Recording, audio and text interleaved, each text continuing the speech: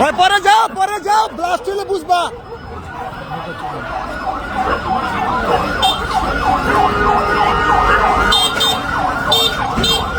রাজধানী ঢাকায় আবারও বাসে অগ্নিকাণ্ডের ঘটনা ঘটেছে।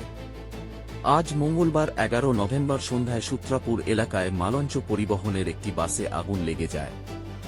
এখনও পর্যন্ত অগ্নিকাণ্ডের সঠিক কারণ জানা যায়নি, তবে ফায়ার সার্ভিস দ্রুত ঘটনাস্থলে পৌঁছে আগুন নিয়ন্ত্রণে আনে। এর মাত্র একদিন আগেই সোমবার রাতে এবং মঙ্গলবার ভোরে রাজধানীর রায়েরবাগ, যাত্রাবাড়ি ও উত্তরায় আরও 3টি বাসে অগ্নিসংযোগ করা হয়েছিল। সৌভাগ্যবশত এসব ঘটনায় এখন পর্যন্ত কোনো হতাহতের খবর পাওয়া যায়নি। ফায়ার সার্ভিসের নিয়ন্ত্রণ কক্ষের কর্মকর্তা শাহজাহান জানান, রায়েরবাগ এলাকায় সোমবার রাত 1:45টার দিকে রাজধানী পরিবহনের একটি বাসে আগুন দেয়া হয়।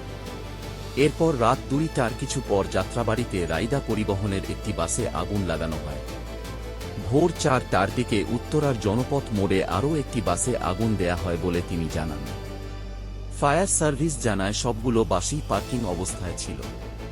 খবর পেয়েই তাদের কর্মীরা ঘটনাস্থলে পৌঁছে আগুন নেভানোর কাজ শুরু করেন। এদিকে একের পর এক বাসে আগুনের ঘটনায় আতঙ্ক ছড়িয়েছে রাজধানীবাসীর মধ্যে। পরিবহন মালিকরাও উদ্বেগ প্রকাশ করেছেন এবং ঘটনাগুলোকে পরিকল্পিত নাশকতা হিসেবে সন্দেহ করছেন। অন্যদিকে পুলিশ বলছে, অগ্নিকাণ্ডের পেছনে কারা জড়িত তা খতিয়ে দেখা হচ্ছে।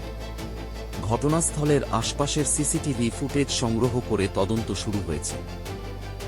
এমন পরিস্থিতিতে রাজধানীতে নিরাপত্তা জোরদার করা হয়েছে এবং পরিবহন সেক্টরকে বিশেষ সতর্কতা জারি করা হয়েছে। ক্রমবর্ধমান এই অগ্নিকাণ্ডের ঘটনার পেছনের রহস্য কী তা জানতে সবার চোখ এখন তদন্ত সংস্থার দিকে। আরও আপডেট জানতে সাথে থাকুন নিউজ 22 সোহাগে। আর সাবস্ক্রাইব করতে ভুলবেন না।